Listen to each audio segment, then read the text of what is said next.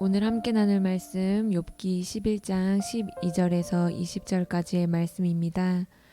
허망한 사람은 지각이 없나니 그의 출생함이 들나귀 새끼 같으니라.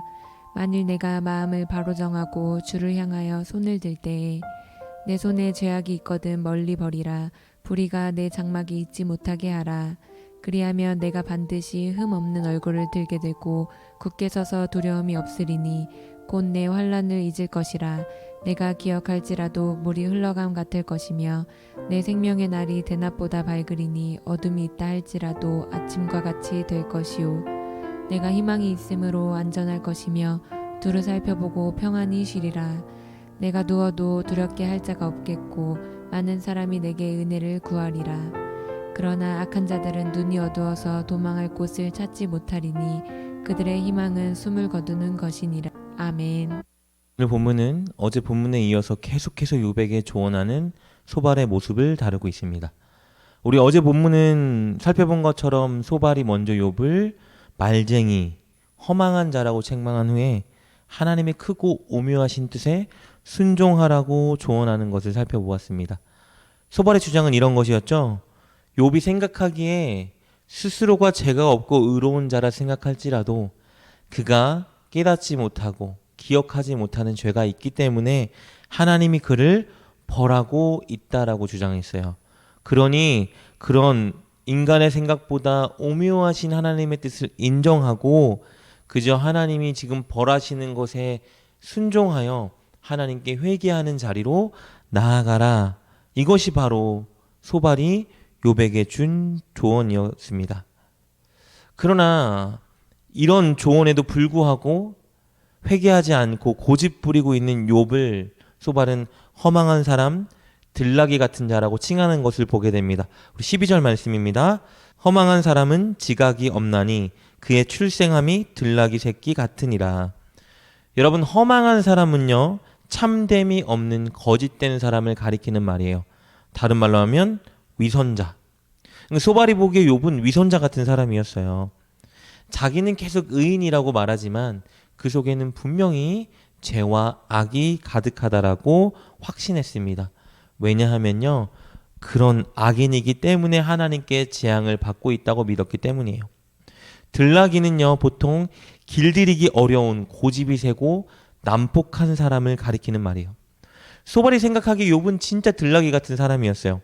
아무리 조언을 해줘도 듣지 않고 고집 부리고 있었기 때문입니다. 이렇게 소발과 두 친구들의 눈에는 욥은 허망하고 들나귀 같은 사람이었어요. 아무리 조언해줘도 듣지 않고 자기는 의인이다, 의롭다, 고집하고 있는 아주 들나귀 같은 사람. 이들이 그에게 욥에게 해줄 수 있는 건 무엇이었을까요? 한 가지 조언밖에 없는 거예요. 제발 좀 회개해라. 소발은요, 오늘 말씀에서 온전한 회개의 방식이 무엇인지 욥에게 다시 한번 말해주는 것을 보게 됩니다. 우리 13절 14절 말씀입니다. 만일 내가 마음을 바로 정하고 주를 향하여 손을 들 때에 내 손에 죄악이 있거든 멀리 버리라. 불의가 내 장막에 있지 못하게 하라. 온전한 회개는요, 첫째, 먼저 마음을 하나님께 정하는 것이에요. 하나님이 아닌 다른 곳을 향했던 마음, 하나님의 뜻이 아닌 다른 곳에 있던 이 마음을 어떻게 해요? 하나님께로 돌려야 되는 것, 그것이 회개라는 거예요. 즉, 하나님, 이제 하나님의 말씀을 우선순위에 두고 하나님의 말씀을 따르는 자가 되겠습니다라는 결의가 있는 것이 온전한 회개의 첫 번째 단계라는 거예요. 이것은 바로 내면의 회개를 의미합니다. 그리고 이 내면의 회개를 했다면 마음의 표현으로 무엇을 해야 되는 거예요? 손을 들고 하나님께 기도하라. 회개했다라면, 하나님 뜻대로 살겠다고 결단했다라면 이제 하나님께 기도하라. 그런데 기도할 때 반드시 해야 되는 것이 있어요. 그 손에 죄악이 있다면 버려라. 바로 외적인 행동의 회개를 의미하는 거예요. 그러니까 마음으로 지은 죄를 먼저 회개하고 하나님, 이제 하나님 뜻대로 살아가겠습니다 결단한 후에 하나님께 기도하되 동시에 행동이 하나님의 뜻에 맞게 살아가는 모습으로 변화되는 것, 그것이 바로 온전한 회개다라는 것이죠. 이것이 소발이 주장하는 온전한 회개의 모습인데, 이렇게 회개할 때에 하나님은 욥의 모든 두려움을 제거해 주시고 욥이 다시 하나님을 향해 머리를 들게 해주신다고 말하고 있습니다. 15절 말씀입니다. 그리하면 내가 반드시 흠 없는 얼굴을 들게 되고 굳게 서서 두려움이 없으리니. 그리고 또 하나 회개하면요, 지금 이렇게 욥이 당한 고난과 고통들, 이것들이 나중에는 추억이 되어 그리 아프지 않게 물을 흘러가게 만들어 주신다라고 말하고 있습니다. 16절입니다. 곧 내 환난을 잊을 것이라 내가 기억할지라도 물이 흘러감 같을 것이며.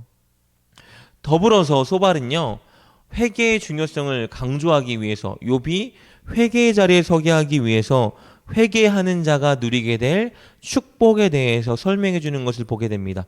먼저 17절에서 볼 수 있듯이요, 설령 아픔과 고난이 있다 할지라도 소망과 희망을 붙잡고 품을 수 있는 축복을 얻게 된다. 18절에서 볼 수 있듯이요, 이제는 늘 안전에 거하게 되며 평안한 삶을 누리는 축복을 얻게 된다. 19절에서 볼 수 있듯이 누구도 회개한 자를 두렵게 하지 못하고 오히려 사람들에게 은혜를 나눠주는 축복을 누리게 된다. 이것이 소발이 주장하는 회개한 자가 얻게 되는 축복. 그래서 욥에게 조언하는 거예요. 온전한 회개로 하나님께 나아가라. 여러분, 만약에요, 욥이 지금 겪고 있는 고난이 진짜 자신의 죄의 문제 때문이었다면 소발의 조언은 맞아요.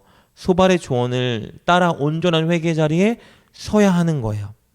그런데 소발의 주장은 욥을 위한 온전한 주장이 될 수 없었죠. 욥에게는 올바른 처방이 될 수 없었어요. 왜냐하면 욥은 지금 죄 때문에 고난을 겪는 것이 아니기 때문이었어요. 그래서 욥이 해야 되는 일은 지금 회개가 아니죠. 그러나 여러분, 오늘 말씀을 읽었다면 우리는 소발의 회개에 대한 조언을 명심해야 합니다.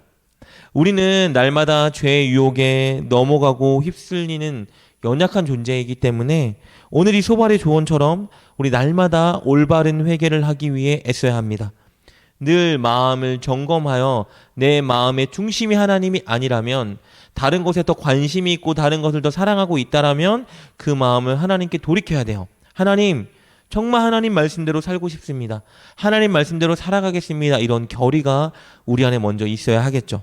그리고 그렇게 결의했다라면 하나님께 기도하며 동시에 온전한 선한 하나님의 말씀에 순종하는 행동이 뒤따라야 합니다. 여러분, 이것이 우리에게 우리의 삶에 날마다 일어나야 되는 온전한 회개가 맞아요. 그러나 욥에게는 적용되는 것이 아니었죠. 그리고 본문에 나타난 소발의 주장 중에 우리가 한 가지 문제점을 발견할 수 있습니다. 소발의 주장은 이런 거예요. 회개해라. 회개하면 모든 축복을 이 땅에서 얻게 된다. 그러니까 회개하면 행복하고 평안하고 잘 나가는 인생을 살아갈 수 있게 된다. 여러분, 근데 이 주장이 사실인가요? 여러분, 하나님께 회개하면, 여러분, 하나님 잘 믿으면 이 땅에서의 삶이 만사가 다 형통한 게 맞아요?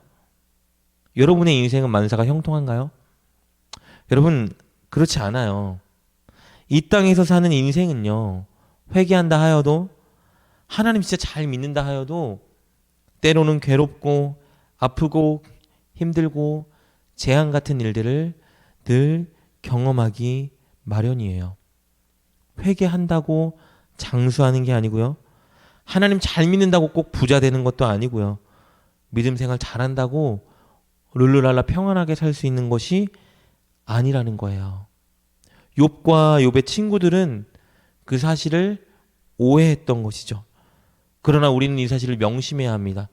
하나님 잘 믿어도요, 늘 온전한 회개에 앞장서는 사람이다 할지라도 이 땅에서는 고난과 어려움을 겪고 살 수 있어요. 왜냐하면 하나님이 우리 인생들에게 그것들을 허락하셨기 때문이에요. 그러나 온전한 회개와 하나님을 열심으로 올바르게 믿는 신앙이 있는 자들은 세상 사람들과는 다르게 한 가지를 갖고 있죠. 그것은 무엇이냐면 천국 소망입니다. 이 땅에서는 안 믿는 사람들과 마찬가지로 고난당하고 어려움을 겪을 수는 있지만 우리에게는 남들이 갖지 못한 한 가지가 있어요. 바로 천국 소망이죠. 이 땅이 끝나고 나면 우리에게 주어질 영원한 천국, 그 확신을 붙들고 고난을 견디고 살아갈 수 있는 거예요. 그리고 한 가지가 더 있습니다.